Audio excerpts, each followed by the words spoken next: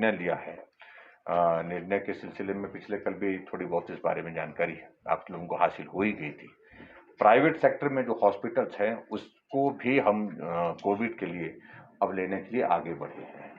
और private sector में जो 50% जो टोटल कैपेसिटी किसी हॉस्पिटल की है उसके 50% जो है हम कोविड के लिए हमने लेने का निर्णय किया है, जिसमें कांगड़ा में कुछ एक हॉस्पिटल जो है, चाहे वो सिटी हॉस्पिटल है, चाहे वो विवेकानंद का हमारा पालमपुर का हॉस्पिटल है, चाहे वो बालाजी हॉस्पिटल है, चाहे उसके साथ साथ में अपोलो का भी एक हॉस्पिटल है। तो उन सब हॉस्पिटल में हमने इस बात के लिए आग्रह किया है कि वो भी हमारे लिए बेड कैपेसिटी 50% जो है वो देने के लिए तैयारी रखें।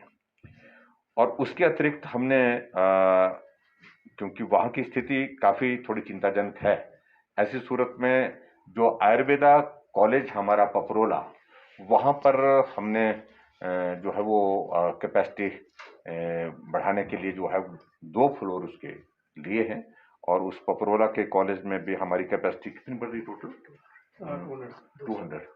200 200 की हमारी बेड कैपेसिटी पपरोला कॉलेज जो आयुर्वेदा कॉलेज है उसमें भी हमारी बढ़ेगी, और जिससे बहुत बड़ी एक राहत वहां पर होगी। इसके अतिरिक्त जो है अगला फेज जो हमने उसमें ये भी कर दिया है कि साइमल्टेनियसली हमने तैयारी कर दी है कि जो परौर में हमारा राधा स्वामी सत्संग का जो स्थान है वहां पर एक अलग से एक कैपेसिटी हम बना रहे हैं बेड बेड की। और वो कैपेसिटी हमारा लक्ष्य तो उसके लिए बड़ा है, लेकिन फिलहाल हमने उसमें 200 बेड की कैपेसिटी जो है वहां पर बढ़ाने का निर्णय किया है, ताकि 200 के साथ अगला फेज फिर हम आगे बढ़ाने के लिए अगर जरूरत होगी तो उसके मुताबिक हम करते रहेंगे। और शायद मेकल में 1000 तक उस कैपेसिटी को हम इन्हांस कर सकते हैं कांगड़ा में। और उसी तरह से शिमला में भी हमने बेड कैपेसिटी को बढ़ाने के लिए कुछ निर्णय लिए हैं। पिछले कल हमारी शिमला की जो मीटिंग थी उसमें मैंने पहले भी कह दिया है, उसमें प्रमुख रूप से जो अवेलेबल हमारे पास है एक आयुर्वेदा हॉस्पिटल है 50 बेड, वहां पर उसकी कैपेसिटी को हम ले रहे हैं, उसको शुरू कर रहे हैं। उसके साथ जो आईजीएमसी में ओपीडी का जो हमारा न्यू ब्लॉक है, न्यू ब्लॉक ओपीडी जो आईजीएमसी में जिसमें 9 फ्लोर है, उसमें हम हर फ्लोर में लगभग जो 50 बेड लग सकते हैं उसमें। तो वो एक कैपेसिटी, एक अच्छी कैपेसिटी जिसको लेकर के हमने कहा है कि उसकी तैयारी करनी शुरू कर दीजिए, ताकि आईजीएमसी में कम से कम एक ही जगह, एक ही स्थान पर हॉस्पिटल के प्रीमाइसेस में ही हम कोविड के पेशेंट को बेहतर सुविधा दे सके। ऑक्सीजन से संबंधित जो है, मैं अभी ये कहना चाहता हूं कि हमारे पास ऑक्सीजन हमारे पास मौजूद है। हमने खाली सिलेंडर के लिए आग्रह किया है, हमने 5000 डी टाइप सिलेंडर जो है वो केंद्र से आग्रह किया कि वो हमको उपलब्ध कराए जाए, और बी टाइप जो है वो 3000 सिलेंडर हमको और उपलब्ध कराया जाए, ताकि हमको सप्लाई करने में कठिनाई ना हो, ऑक्सीजन की सप्लाई करने में कठिनाई ना हो। बाकी सारी चीजों को लेकर के जहां रिस्ट्रिक्शन से संबंधित है, रिस्ट्रिक्शन से संबंधित जो चीजें हैं उसमें काफी चीजें उसी तरह से हैं। और शिक्षण संस्थान जो हमारे बाकायदा इसकी नोटिफिकेशन हम कल करेंगे, लेकिन मैं जानकारी के रूप में आप सबके बीच में यह है कि हमारी मंशा है कि अभी तो 10 मई तक वो शिक्षण संस्थान जिस तरह से हमने किए हैं बंद, उस प्रकार से वो कायम रहेंगे, बंद रहेंगे। और उसके अतिरिक्त जो है सोशल गैदरिंग्स में जो शादियों की धाम पर अब बिल्कुल पूर्ण रूप से प्रतिबंध है। ये नहीं होगा और ये संभव नहीं है हालात को देख करके।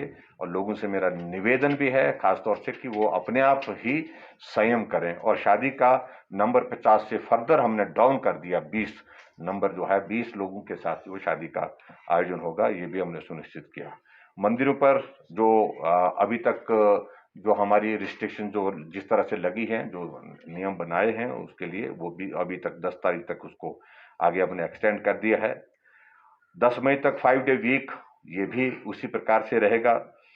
10 मई तक जो है हमारे बसेस में जो 50% ऑक्यूपेंसी ये भी उसी प्रकार से कायम रहेगी। और टेस्टिंग को हम अब बढ़ाने की दिशा में आगे बढ़ रहे हैं। टेस्टिंग को फर्दर इंक्रीज करने के लिए, नंबर इंक्रीज करने के लिए, कुछ जगह हमारी टेक्निकल कुछ चीज़ों को लेकर के कठिनाई आई थी, कुछ जगह जो हमारे डाटा ऑपरेटर जो है वो कोविड पॉजिटिव हो गए थे, उसके कारण थोड़ा प्रभाव पड़ा था, लेकिन अब हमने उस गैप को भी पूरा कर दिया है। और उसके अतिरिक्त टेस्टिंग में और ज़्यादा बढ़ाने का जो हमारा टारगेट ये रहेगा। ऑक्सीजन की आपूर्ति सुचारू रूप से हो, उसके लिए भी हमने सुनिश्चित किया है। और बाकी चीज़ों को लेकर के पिछले कल हमने एक और आदेश किया था कि अब काम को सुचारू रूप से चलाने के लिए बेहतर ढंग से मैनेज करने के लिए प्लान करें, हम चीज़ों को जो है वो काम का डिस्ट्रीब्यूशन करें। और उस दृष्टि से पिछले कल जो नोटिफिकेशन किया है सारा, ये लॉजिस्टिक कमेटी की एक बनाई गई है, जिसमें जो एक ऑफिसर है अरिंदम चौधरी जो है वो इसके कन्वीनर रहेंगे। और उसके बाद दूसरी एक कमेटी हमने उसमें मेंबर्स है, 5 मेंबर्स हैं उसमें। राखी जॉइंट डायरेक्टर जो है वो मेंबर है, सनी शर्मा जो है वो मेंबर है, जीएम एचपी केबीएम। और डॉक्टर जितेंद्र चौहान जो है उसमें नोडल ऑफिसर हैं, डॉक्टर जसवाल उसमें ओएसडी जो है वो भी उसमें मेंबर हैं। और उसके साथ में दूसरी लॉजिस्टिक कमेटी के बाद जो है, जो कोविड-19 पेशेंट के लिए जो है एम्बुलेंस की मैनेजमेंट के लिए, उसके लिए जो कन्वीनर उसमें डॉक्टर राजेश ठाकुर जो है वो जो उनको बनाया गया है। उसमें कुछ और डॉक्टर्स भी उसमें साथ में है, डॉक्टर मलाया सरकार है, डॉक्टर संजय महाजन है, डॉक्टर पदम नेगी हैं उसमें मेंबर। इसके अतिरिक्त जो कॉर्पोरेट सोशल रिस्पॉन्सिबिलिटी सीएसआर के लिए जो कोऑर्डिनेशन के लिए इस वक्त हम सब लोगों से आग्रह कर रहे हैं कि जहां मदद जिस रूप में कर सकते हैं, आप लोग कई जगह बेड दे रहे हैं, कई जगह ऑक्सीमीटर देने की बात आ रही है, थर्मामीटर देने की बात आ रही है, जो भी जिस रूप में मदद इस वक्त कर सकते हैं सीएसआर के अंतर्गत, उसके लिए जो है आबिद हुसैन जो है वो आईएएस ये उसमें रहेंगे, डायरेक्टर यूडी हैं इस वक्त एट प्रेजेंट, ये कन्वीनर रहेंगे। और उनके साथ में कुछ लोग कुछ और ऑफिसर भी उसमें साथ में रहेंगे। और मीडिया की जो ब्रीफिंग के लिए हमने इसमें डॉक्टर निपुण जिंदल जो है, जो